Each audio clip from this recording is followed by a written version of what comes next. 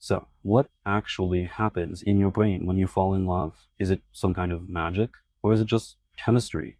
Well, today we're going to pull back the curtain on one of life's most powerful, most mysterious experiences and really get into the science behind that spark. I mean, for centuries, we've tried to put words to this feeling, right? Through poems, songs, even those little candy hearts. We call it magic or fate, a mystery of the heart. But what's really going on when you lock eyes with someone from across the room and feel that jolt, that undeniable electric feeling? Is it just a random spark of magic? Or is there something, more scientific happening? Turns out the answer is yeah, it's kind of both. Okay, so when you meet someone you're attracted to, your brain basically turns into the ultimate party planner. Seriously, it starts mixing this very specific, very potent chemical cocktail. And this cocktail, it's designed to make you feel euphoric, giddy, and yeah, maybe just a little bit obsessed. And first on the guest list is dopamine. This stuff is the superstar of the show, the pleasure chemical. It's that incredible, almost addictive rush you feel when your crush just smiles at you. That's literally your brain screaming, yes, this is awesome, let's do more of whatever this is. Then, your brain adds a shot of norepinephrine to the mix. You can think of this as your own personal hike person. It's basically a cousin to adrenaline, and it's the reason your heart starts racing, your palms get sweaty, and you get that fluttering feeling in your stomach. The butterflies. It's all about excitement and razor sharp focus on that one person. But here's where it gets really interesting. A little surprising twist. While all that dopamine and norepinephrine is surging, another key chemical, serotonin, actually drops. And this dip, well, scientists think it's directly linked to that obsessive, can't stop thinking about them part of falling in love. It might even be an evolutionary feature, not a bug. It creates this super focused state that makes you want to pursue that one special person.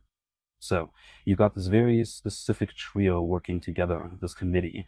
Dopamine is delivering the pleasure, norepinephrine is bringing the excitement, and that dip in serotonin, that's managing the obsession. All three of them create that dizzying, all-consuming head over heels feeling we all know. But hold on, it's not just a chemical party happening up in your brain. Your body is having its own silent but really powerful conversation. We're talking subconscious cues, gestures, a whole secret language. In your posture, it's a massive tell. Think about it. An open stance, right? Uncrossed arms. You're facing the person you're into. That's a universal signal for, hey, I'm open to this. But a closed posture, arms crossed, maybe turned away a bit, that puts up this invisible wall. It's your body literally saying, I'm on your wavelength, or nope, not interested.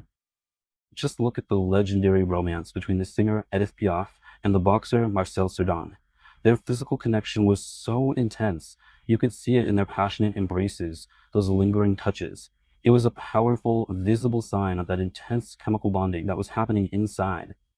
Or how about Marilyn Monroe and Jody Maggio? He was known for being pretty reserved, but his body language told a different story. Those little protective gestures, a steady hand on her back, that unwavering eye contact, those were all nonverbal cues. They signaled safety, deep attachment, all the stuff that's absolutely crucial for building trust. And you can't talk about passionate connection without mentioning Frida Kahlo and Diego Rivera. Their relationship was, well, it was a living canvas. Their body language could flip from fierce to tender in a heartbeat, and it perfectly mirrored that complex, sometimes contradictory, chemical cocktail that defines a passionate love. So that initial firestorm of chemicals and body language, it's incredibly powerful. But let's be real, it's not built to last forever at that intensity. For that passionate spark to actually grow into a deep, lasting connection, the chemistry itself has to change. And this is where a new player enters the game, oxytocin. You've probably heard of it, the love hormone, the cuddle hormone. Honestly, it's the real MVP of long-term relationships.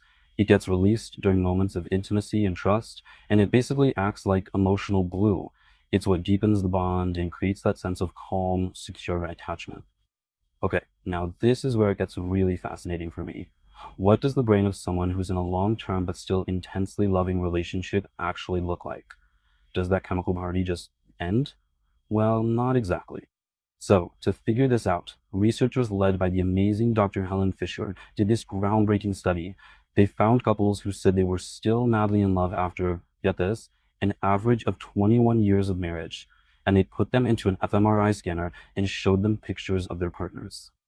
And what they found is, wow, just look at these brain scans. See those bright spots? Those are parts of the brain's core reward system.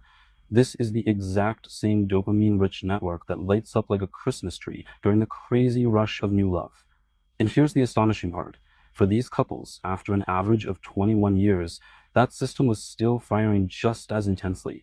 That feeling of reward they got from their partner, it hadn't faded one bit. So the study's conclusion was just so powerful. It showed that the reward value of a long-term partner can actually be sustained for a lifetime. But it's not just the initial spark hanging on. It's that dopamine rush, that wow feeling, combined with the calm, secure feeling of attachment that's driven by oxytocin.